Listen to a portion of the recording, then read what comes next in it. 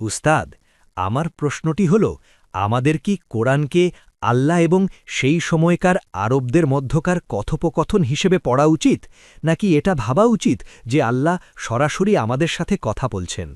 কারণ যখন আমরা কোরআনের কোনো আয়াত পড়ি তখন এক ধরনের আধ্যাত্মিক অনুভূতি হয়, কিন্তু পরে যখন জানতে পারি যে এই আয়াতটি অন্য কোনো প্রেক্ষাপটে নাজিল হয়েছিল, তখন কিছুটা হতাশ লাগে যে এটা হয়তো আমার জন্য নয়।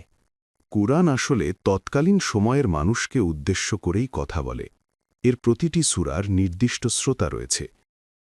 তারা হল আরবের মুশরিক, আহলে কিতাব, যাদের মধ্যে খ্রিস্টান ও ইহুদিরা ছিল। আবার তখনকার সময়ের মুসলিম এবং তাদের মধ্যে যারা মুনাফিক ছিল, তাদের উদ্দেশ্যেও কোরআন কথা বলে। আবার কিছু কিছু সূরায় স্বয়ং নবী সাল্লাল্লাহু আলাইহি ওয়াসাল্লামকে সরাসরি সম্বোধন করা হয়েছে।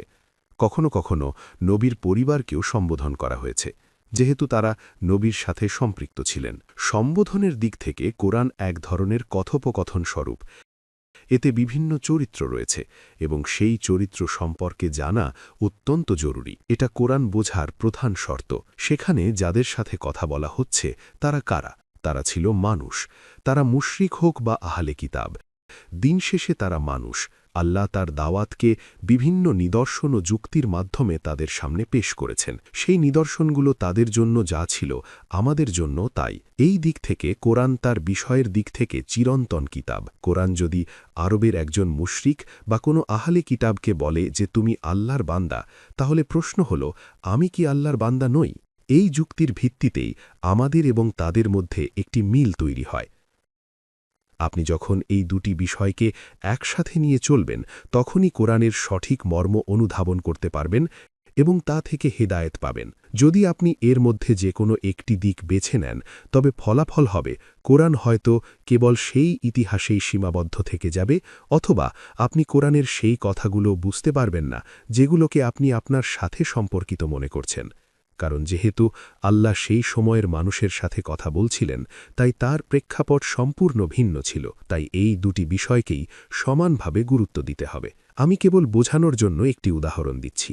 যেমন আপনি যখন ভালো কোনো নাটক দেখেন বা পড়েন, সেখানে বিভিন্ন চরিত্র থাকে যারা নিজেদের মধ্যে কথোপকথন করে।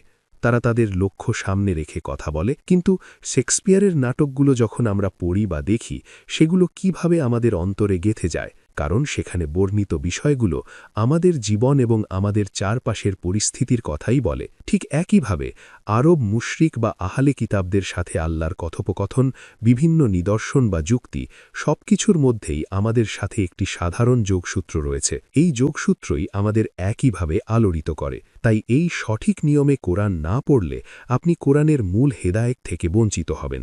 বাকি রইল ব্যক্তিগতভাবে কোরআনের কিছু আয়াত পড়ার বিষয়। এতে কোনো সন্দেহ নেই যে কোরআনের আয়াতগুলো এক একটি রত্ন। আপনি ব্যক্তিগতভাবে সেগুলো পড়তে পারেন এবং তা থেকে আধ্যাত্মিক প্রশান্তি নিতে পারেন। কিন্তু পূর্ণাঙ্গভাবে কোরআনকে বুঝতে হলে এবং তা থেকে জীবন বিধান গ্রহণ করতে হলে এই প্রেক্ষাপট এবং সার্বজনীনতা উভয় বিষয়ই আপনাকে মেনে চলতে হবে।